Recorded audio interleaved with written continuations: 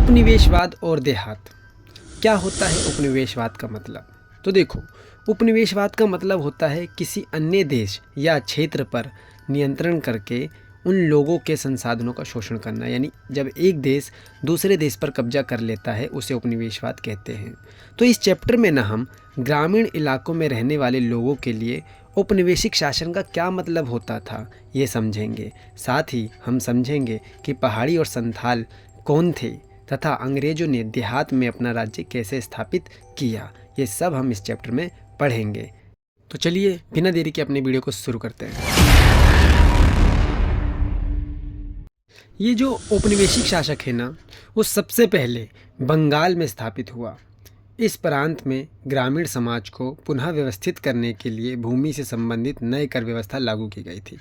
यानी जो औपनिवेशिक शासन था भारत में सबसे पहले बंगाल में स्थापित हुआ था और यहाँ पर भूमि से संबंधित नए कर लागू किए गए थे। वो कौन से कर थे इसको हम थोड़ा समझते हैं। तो सबसे पहला हमारा है इस्तमरारी बंदोबस्त या स्थायी बंदोबस्त। ये क्या था इसको थोड़ा समझते हैं। देखो, यह बंदोबस्त ना बंगाल के गवर्नर जनरल लॉर्ड कॉर्नवालिस ने 22 मार्च 1793 को लागू किया था। यह ईस्ट इंडिया कंपनी और बंगाल के जमींदारों के बीच कर वसूलने से जुड़ा एक स्थायी समझौता था। यानी एक ये एग्रीमेंट था जिसमें जमींदार और जो अंग्रेज़ थे उनके बीच में हुआ था। इस व्यवस्था के तहत ना जमींदारों को ज़मीन का स्वामित्व दिया गया और उन्हें लगान की दर तय करने की जिम्मेदारी दी गई। यानी जमींदारों को ज़मीन का मालिक बना दिया गया और उन्हें ही यही तय करने देगा कि आप भाई इस पे कितना कर लगाना है ये तय कर लो। अब आगे क्या हुआ इसको समझते हैं। जमींदारों को अपनी ज़मीन के राजस्व का 89% हिस्सा ब्रिटिशों को दान देना पड़ता था। यानी इसमें एक बात और थी कि जो ज़मींदार हैं वो जितना भी टैक्स लेंगे उसका 89% जो भाग है वो ब्रिटिश सरकार अंग्रेज़ों को देना पड़ेगा। जमींदारों को यह निश्चित राशि एक निश्चित समय सूर्यास्त के पहले चुकानी पड़ती थी। अगर जमींदार ऐसा नहीं कर पाता था तो उसकी ज़मींदारी नीलाम कर दी जाती थी। यानी होता क्या था, देखो, एक टैक्स फिक्स कर देते थे, बोलते थे भाई आपको इतना टैक्स देना है और इतने समय तक देना है और सूर्य ढलने से पहले देना है। अगर वो निश्चित समय से ये टैक्स नहीं दे पाते थे तो इनकी ज़मींदारी को नीलाम कर दिया जाता था। तो पेपर में क्वेश्चन ही पूछता है सूर्यास्त कानून क्या था। तो जो अंग्रेज़ जो फिक्स डेट देते थे उस डेट के सूर्य ढलने से पहले अगर ज़मींदार टैक्स नहीं चुका पाते थे तो उसे नीलाम कर दिया जाता था और इसे ही सूर्यास्त कानून भी कहा जाता था। अब हम समझते हैं जमींदार आखिरकार क्यों जो टैक्स देने में देरी कर देते थे, क्यों वो चूक जाते थे। तो इसका पहला रीज़न था प्रारंभिक मांगों का बहुत ही ऊंचा होना। जो अंग्रेज़ों ने टैक्स लगाया था ना वो पहले से ही हाई टैक्स करके लगा दिया था। यानी मार्केट में रेट चल रहा है मान के चलो 100 रुपये का, तो उन्होंने टैक्स लगा दिया 200 रुपये। प्रारंभिक मांगों को उन्होंने ऊँचा रख दिया। इसके अलावा असमान राजस्व दूसरा रीज़न ये था। यानी फसल अच्छी हो या ख़राब अंग्रेज़ों को इससे कोई मतलब नहीं था, उन्हें तो भाई अपना बस टैक्स लेना था। तीसरा रीज़न था उपज की कीमत का कम होना। तो ये क्या था इसको देखो कि उन्होंने टैक्स ज़्यादा बढ़ा के लगा दिया था लेकिन उस समय फसलों की कीमत कम थी। यानी फसल बिक रही है 100 रुपये में और उन्होंने टैक्स लगा दिया है 200। तो एक ये भी एक रीज़न था। इसके अलावा जमींदारों द्वारा जानबूझकर देरी करना। कभी कभी ना चौथा रीज़न यही है कि ज़मींदार क्या करते थे, जानबूझकर टैक्स देने में देरी करते थे। ऐसा वो इसलिए करते थे क्योंकि जब वो देरी करते थे तो उनकी ज़मींदारी नीलाम कर देते थे और जब वो उनकी ज़मींदारी नीलाम करते थे ना तो वो खुद अपनी ज़मींदारों को कम दाम में क्या करते थे, खरीद लेते थे। इसलिए वो टैक्स देने से भी बच जाते थे और उनकी ज़मींदारी भी बच जाती थी। इसलिए ज़मींदार कभी कभी क्या करते थे, जानबूझकर देरी करते थे टैक्स देने में। तो ये 4 रीज़न थे जिसके कारण ज़मींदार जो होते थे वो टैक्स देने में देरी कर देते थे और उनकी ज़मींदारी नीलाम हो जाती थी। पेपर में एक क्वेश्चन भी पूछता है कि जमींदार राजस्व राशि चुकाने में देर क्यों कर देते थे, 4 नंबर का क्वेश्चन। अब हम समझते हैं कि जमींदार जो होते थे ना वो अपनी जमींदारी बचाने के लिए क्या क्या काम करते थे, क्या क्या हथकंडे अपनाते थे। जिसमें पहला कार्य है फर्जी बिक्री। ये फर्जी बिक्री क्या होता है, इसके तहत ना जमींदार क्या करते थे, अपनी ही जमींदारी को कम दाम पर खरीद लेते थे। वो अपने ही बंदे भेज देते थे जिससे वो अपने ही जमींदारी को कम दामों पर खरीद लेते थे। इसके अलावा ना वो संपत्ति को अपने रिश्तेदारों के नाम कर देते थे।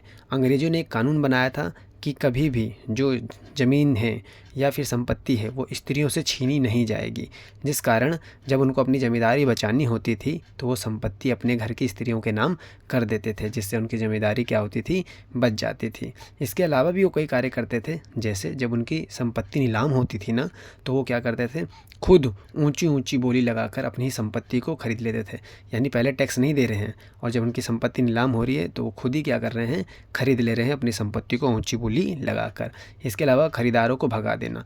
कभी कभी वो नए हथकंडे अपनाते थे कि जब गांव में कोई और दूसरा ज़मींदार या कोई और जो होते थे जो उनकी संपत्ति खरीदने आते थे नीलामी में, वो पहले ही गाँव के बॉर्डर पर ही वो क्या करते थे, लठबाजों को रख देते थे और लठबाज उनको मतलब गांव में घुसने ही नहीं देते थे, पहले से उनको मार के भगा देते थे, जिससे कोई आता नहीं था। फिर इसके ज़मींदार के आदमी ही क्या करते थे, उसकी ज़मींदारी को खरीद लेते थे कम दामों पर।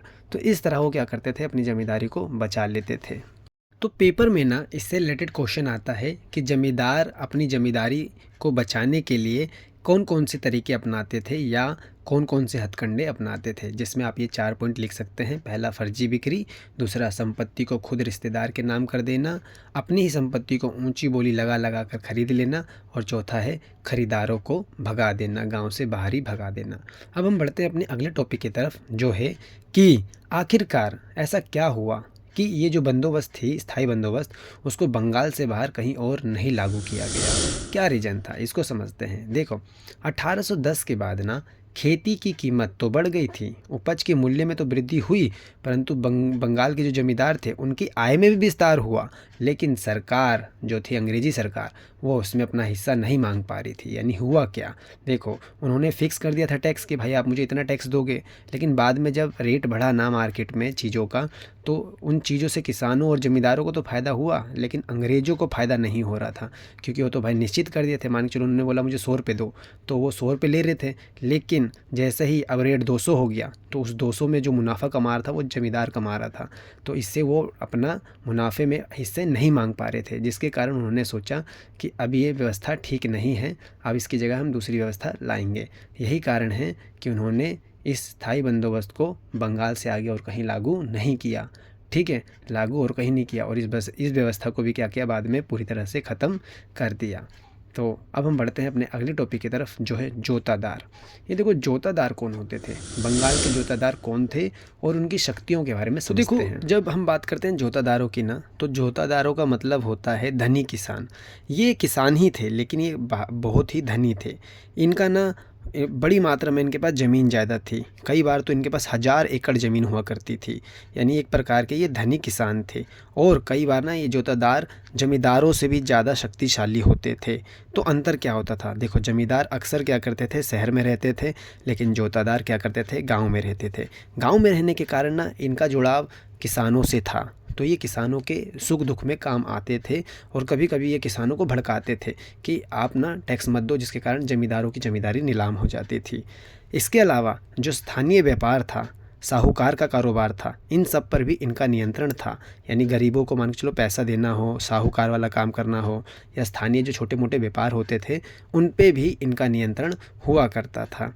इसके अलावा ये ना किसानों के दुख सुख के साथी हुआ करते थे, जिससे किसान इनसे जुड़े रहते थे।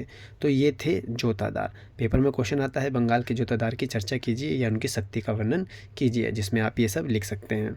इसके अलावा ना कभी कभी ये जो जमींदार होते थे वो किसानों पे टैक्स बढ़ा देते थे, जिसका विरोध ये किसानों के साथ मिलके करते थे। यानी जब जब किसानों पे टैक्स बढ़ जाता था तब जोतादार किसानों के साथ मिलके जमींदारों का विरोध करते थे और कई हथकंडे अपनाते थे, जिससे उनकी जमींदारी जो होती थी वो नीलाम करवा देते थे। दोस्तों, आज की वीडियो यहीं पर समाप्त होती है। मिलते हैं इस वीडियो के भाग 2 में। वीडियो अगर आपको पसंद आया तो वीडियो को लाइक करें, हमारे चैनल को सब्सक्राइब करना ना भूलें और अपने दोस्तों के साथ इसको शेयर जरूर करें।